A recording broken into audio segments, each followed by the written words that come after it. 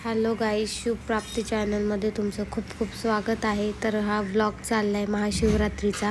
तर महाशिवरात्रीचा पूर्ण दिवस माझा कसा गेला हे मी तुम्हाला दाखवणार आहे या व्लॉगमध्ये। तर माझ्यासोबत कंटिन्यू करा। आता वाजलेले आहे रात्रीचे 12:30 आणि मी देवाची भांडी घासते, कारण की मला दिवसभर वेळ मिळाला नव्हता आणि सकाळी कामामुळं वर्कला बसायचं असतं, त्याच्यामुळं वेळ मिळत नाही। त्यामुळे मी आत्ताच भांडे घासून ठेवते, म्हणजे उद्या मला देवपूजा करायला सोपं जाईल। आता अशी छानपैकी पितांबरीने स्वच्छ केलीत सगळी भांडी, देव पण स्वच्छ धुवून ठेवलेत। The next day. Good morning friends, आत्ता वाजलेले आहेत सकाळचे 4:30 आणि मी आंघोळीची तयारी करते। पहाटे पहाटे बघते तर हे पिल्लू पण उठलं होतं आणि पप्पाकडं काहीतरी जिद करत होतं, आणि तर मला उठलेलं बघून तिला पण जोश आला, ती पण उठून बसली आणि खेळायला लागली। तिला बळबळ आंघोळीला नेलं। मग आंघोळ झाल्यानंतर अशी छानशी देवपूजा करून घेतली। हे करता करता मला 5:30 वाजले।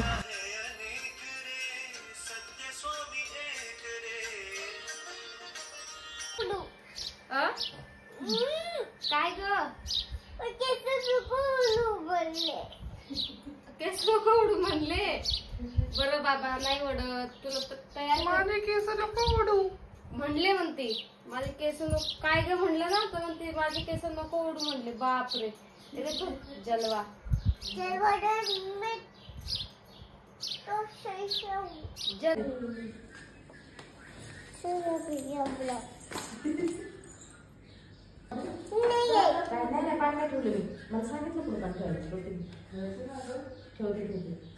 सकाळी लवकर उठून पण आवरता 5:45 झाले होते।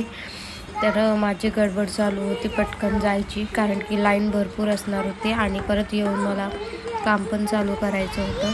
सो यांनी रिक्षा काढली, आम्ही निघालो। सगळं असं शांत होतं, कोणीच उठलेले नव्हते। हे पण मस्त रेडी झालो।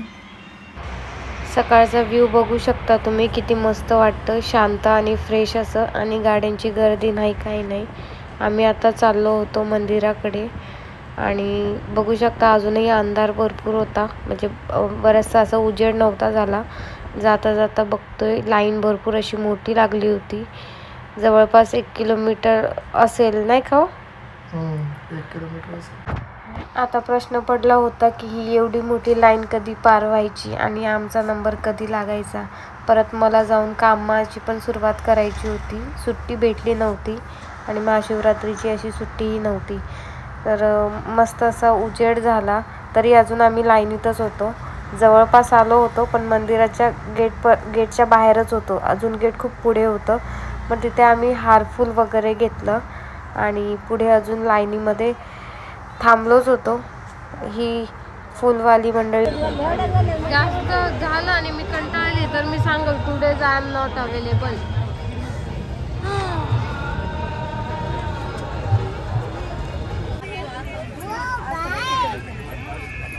और मुझे बोलते हैं वाओ गाइस। पाया पडायच्या देव बाप्पाच्या।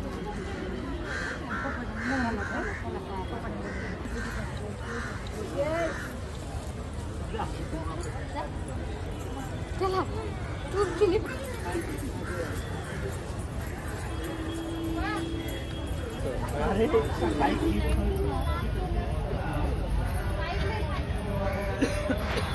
ही एवढी सगळी रांग पार करेपर्यंत आम्हाला 6:30 वाजले होते आणि अख्खा वेळ लाईनीमध्येच गेला होता।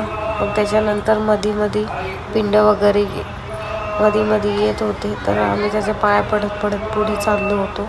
आणि इथे आमच्या माकडीला मस्ती करायची होती आणि त्याला पण बरंच छान वाटलं, ती पण लाईनीमध्ये चालली।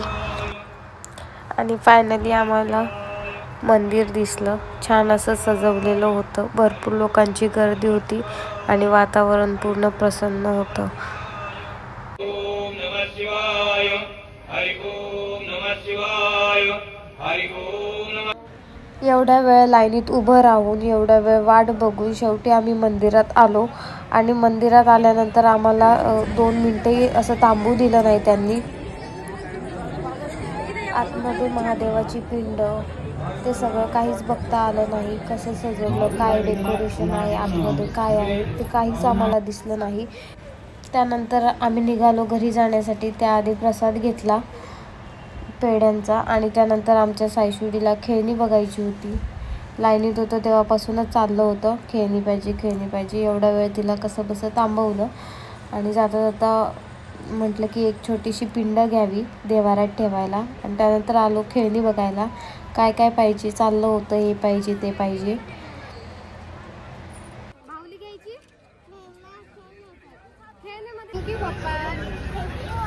थँक्यू वेलकम बोलून झाल्यानंतर आम्ही आलो घरी आणि बनवायला घेतली खिचडी. बनवून काय गेली नव्हती कारण खूप सकाळी गेलो होतो. मग आल्यावर म्हटलं गरम गरम खिचडी. मग आला आमचं पार्सल. त्यामध्ये होती गॅसची शेगडी आणि आमची शेगडी म्हणजे खूप अशी खराब झाली होती. खराब म्हणजे बटन वगैरे लूज झालं होतं, त्यामुळं मग नवीन शेगडी मागवली आणि खूप छान होती. फ्लिपकार्टवर बघितली होती, रिजनेबल प्राईस होती आणि दिसायला पण अशी छोटी होती, म्हणजे जागा अशी छान घेणारी होती. बघू शकता तुम्ही किती छान अशी आहे. संध्याकाळी सहज बसलो होतो तर मूवी प्लॅन केला. छावा मूवी बघायला जायचं होतं पण वेळच मिळत नव्हता. तर हे म्हटले की चल आज जाऊया. मग प्रेम आणि निरंजन आले आणि आम्ही चौघं निघालो मूवी बघायला. तर आम्ही पोचलो आहे मूवी बघायला. नाईटचा शो होता म्हणून सगळीकडे शांतता होती. आम्ही 11च्या शोला आलो होतो.